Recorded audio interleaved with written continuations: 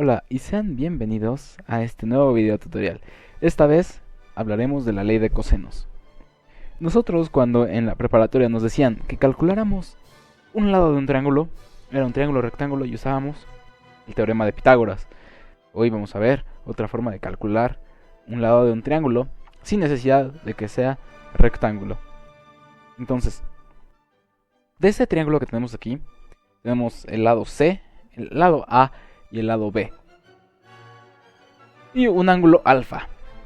Cabe recalcar que si conocemos el ángulo alfa, podemos calcular el lado A.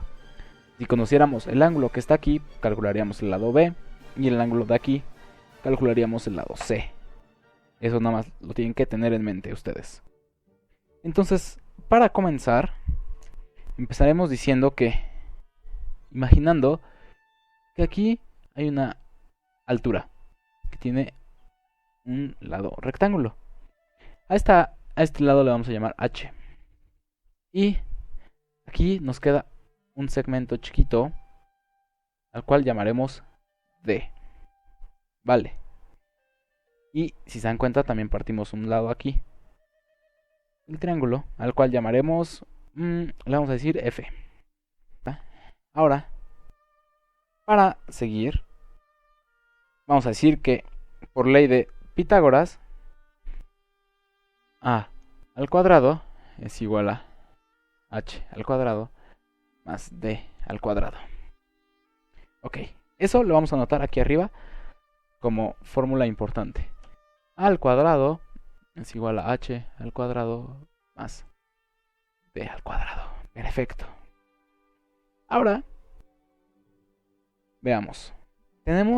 Busquemos H.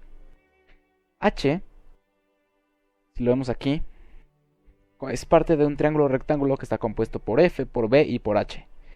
Entonces sabemos que B al cuadrado es igual a H al cuadrado más F al cuadrado. Ahora, como tenemos este ángulo aquí, podemos decir que, por ley de cosenos, de trigonometría, coseno de un ángulo alfa es igual al lado adyacente sobre la hipotenusa. El lado adyacente sería F y la hipotenusa sería B. Entonces, F es igual a B por el coseno de alfa. Y esto es igual a F. Muy bien. Ahora, tenemos que... Ahora, H. H, pues, ¿qué es? B cuadrado menos F, ¿cierto? Por esto mismo. B cuadrado menos F al cuadrado es igual a H al cuadrado. Entonces, nos queda que H al cuadrado es igual a B al cuadrado menos F al cuadrado, pero F al cuadrado es B coseno de este ángulo. Todo esto al cuadrado. Muy bien, ya tenemos H. Ahora, busquemos D. Esto lo voy a anotar aquí. Al cuadrado, reemplazamos aquí H cuadrado y vemos que es B al cuadrado menos B por el coseno de alfa al cuadrado. Ok. Más D al cuadrado, no se nos olvide. Más D al cuadrado. Ahora, para continuar, buscamos D. Voy a borrar aquí. Una vez con esto, ¿qué sabemos? D es parte del segmento C del triángulo principal. Si a C le quitamos F, nos queda D. Entonces D al cuadrado, bueno, vamos a decir D primero, perdón, es C menos F, ¿cierto? F quedamos que era ¿qué? F sabíamos que era B coseno de alfa.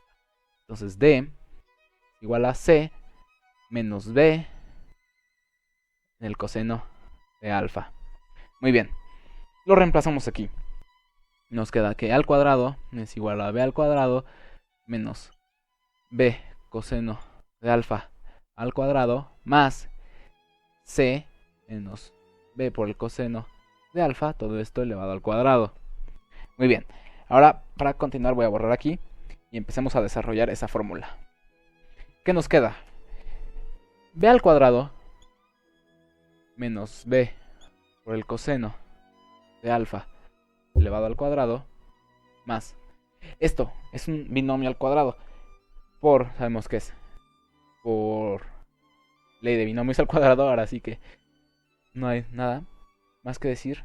Es c al cuadrado menos dos veces el primer término, el segundo término que es b coseno de alfa, más el segundo término elevado al cuadrado, que es b por el coseno de alfa elevado al cuadrado.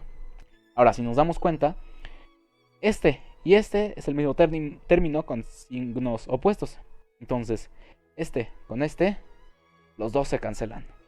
Y nos queda que a al cuadrado es igual a b al cuadrado más c al cuadrado menos dos veces c por b coseno del ángulo.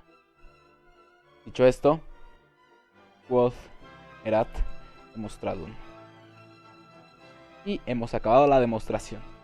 Espero que les sirva de algo. Cualquier duda, déjenlos en los comentarios. Suscríbanse, recomienden este canal. Y en la siguiente sesión de trigonometría veremos ejercicios que tengan que ver con la ley de cosenos. Hasta luego.